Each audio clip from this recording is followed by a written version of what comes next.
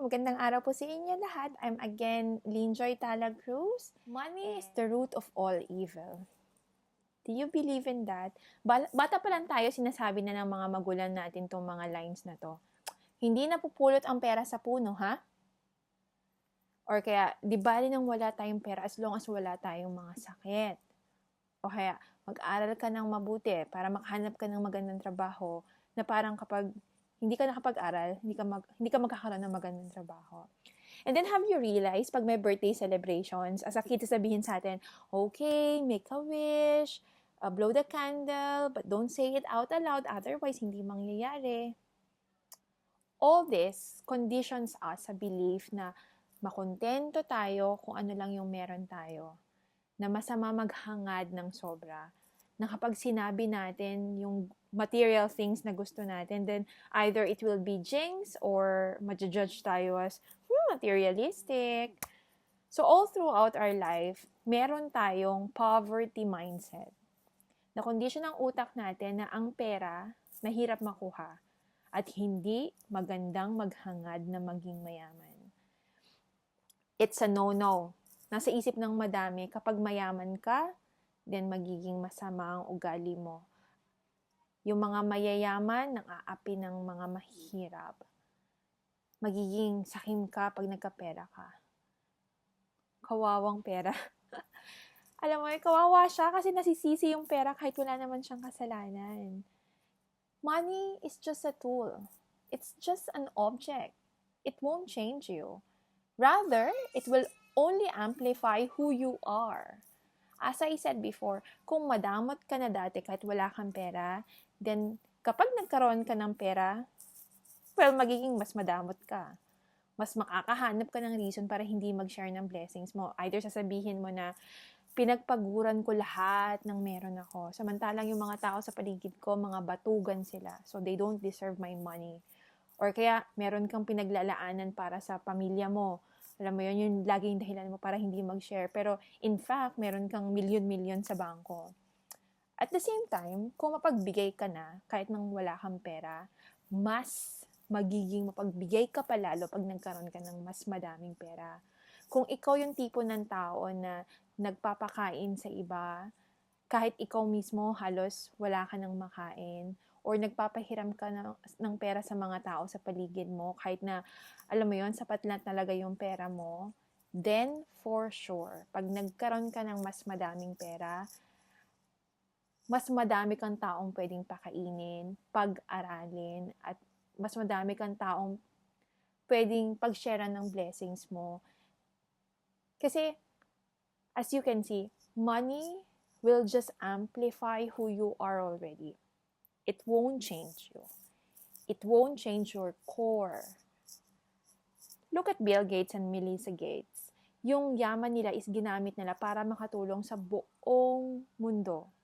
Magbigay ng free polio vaccine, ma-improve yung vaccine against tuberculosis, magkaroon ng access for clean water, and madami pang iba. Yung kabutihan nila, hindi lang yung family nila or yung community nila yung natulungan, kundi buong mundo. Kasi ganun sila kayaman. Tingin ba natin kung sila Bill Gates and Melinda Gates is nag-earn lang ng 50,000 pesos a month, tingin nyo tutulong pa rin ba sila? Yes, I believe so. The fact ngayon na willing sila ibigay lahat ng mga millions nila, lahat ng yaman nila sa iba, is a testament na meron silang puso na mapagbigay. You know, instead na matakot tayo kung anong iisipin ng ibang tao sa atin pag nagkaroon tayo ng madaming pera, or matakot tayo na maging masama ang ugali natin, ang isipin natin kung gaano kadaming tao ang pwedeng matouch or matulungan ng pera natin. Totoo, madaming mayaman ng masamang ugali. Pero, totoo din na madaming mahirap ang masama ang ugali. So, kahit may pera ka, or wala kang pera, kung masama ugali mo, then masama ugali mo. Wala yan sa laman ng bulsa mo, kundi kung ano yung laman ng puso mo. Alam mo, may isa pang poor mindset na siguro kailangan nating mabago. And ito yung mindset na may kapalit lahat ng biyaya na nakukuha natin. Siguro narinig nyo na yun, yung mga tao sa paligid nyo sabihin, Naku, ayokong mag-ipon o kaya ayokong mag-alkansya kasi every time na meron akong naiipon, may nagkakasakit, nagagastos ko yung pera sa pagpapagamot. Parang lagi daw may pinaghahandaan. So, anong nangyayari? May thinking tayo na hindi di bali nang walang ipon, basta lahat malusog. Which is nakakalungkot. Alam mo kung bakit? Kung bakit hindi tama yon? Kasi, ang Diyos ba natin sinasabi na yung binibigay niya sa ating blessings may kapalit? Tama ba yon? Tingin mo ba si Lord sasabihin sa atin, "Oh, anak, ayan, may 50,000 ka na pera sa bangko. Dahil dyan, magkakadengge na ang anak mo." Or kaya sabihin niya, "Oh, anak, ayan, meron ka ng 250,000 na investment. Dahil dyan, bibigyan na kita ng cancer." Hindi naman, di ba? Our Lord gives us all the blessings in the world without any conditions. Kasi mabait ang Diyos natin. Walang consequence yung mga blessings na binibigay niya.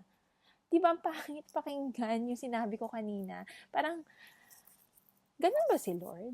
Ganun ba na may kapalit yung biyayang binibigay niya? So, every time na maiisip niyo yun, every time na natatakot kayong maglagay sa alkansya or every time na lumalaki yung pera nyo sa bangko at natatakot ka, isipin mo lagi, God is good. God is a giving God. Walang kapalit lahat ng blessings na binibigay niya sa inyo. Hindi masamang maging mayaman. It's not. It's a blessing. Binibigay yun sa atin. So, tanggapin natin. Diba? We deserve it. Again, money is just a tool. We can do whatever we want with it. So, if you have a giving heart, now, kahit wala kang pera, you would still have a giving heart kapag may pera ka. So, accept all the blessings. Tanggapin mo lahat ng binibigay sa'yo na opportunity. Huwag kang mag-guilty, huwag kang matakot. Kasi, alam ng Diyos na kaya ka nagkakaroon kasi ini-extend mo yon sa iba. So, I hope let's try to remove yung poor mindset. About dun sa mag-aral ka ng mabubuti kasi para makakita ka ng mas magandang trabaho, may 2 cents. Hindi lahat na nakapagtapos is yayaman. At the same time, na hindi lahat ng undergrad is maghihirap.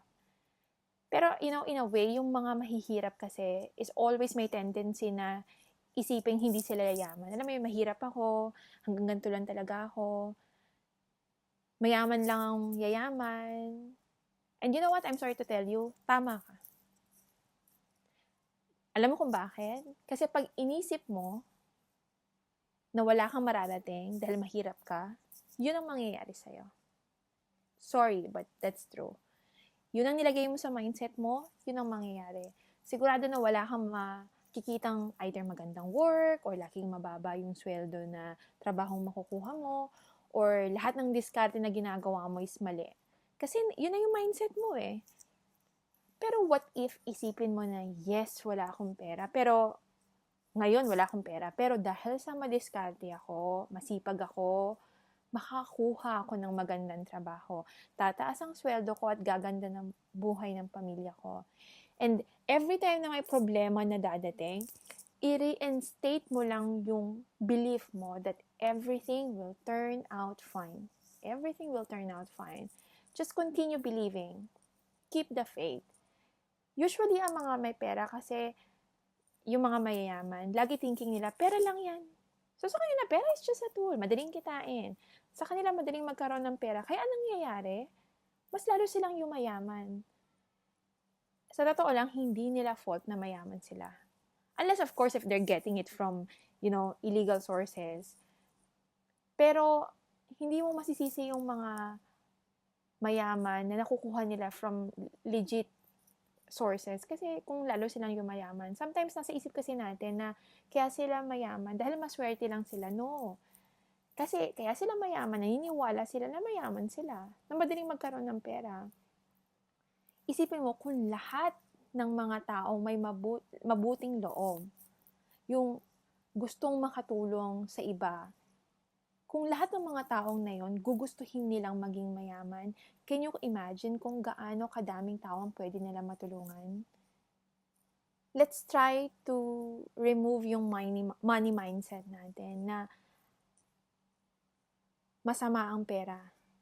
Kasi again, money is just a tool. Hindi siya masama, hindi siya mabuti. Kung anong gagawin natin sa pera, yun yung outcome ng pera. Kung gagamitin natin ang pera sa kabutihan, then mabuti ang pera. Kung gagamitin natin ang pera sa kasamaan, then it's a bad thing.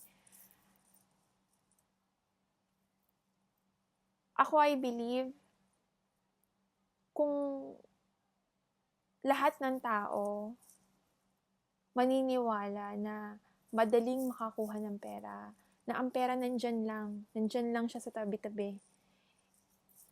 Bigayan ng Diyos, it's just for us to receive it. Hindi siya nakatago, hindi siya Yamashita treasure. It's just really a money mindset. I hope to expound on this subject sa mga susunod ko na videos.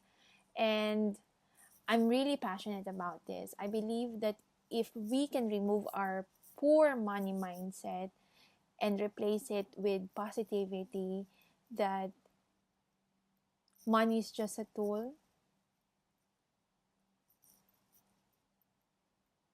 it will be amazing. Hanggang sa susunod po ulit. Bye!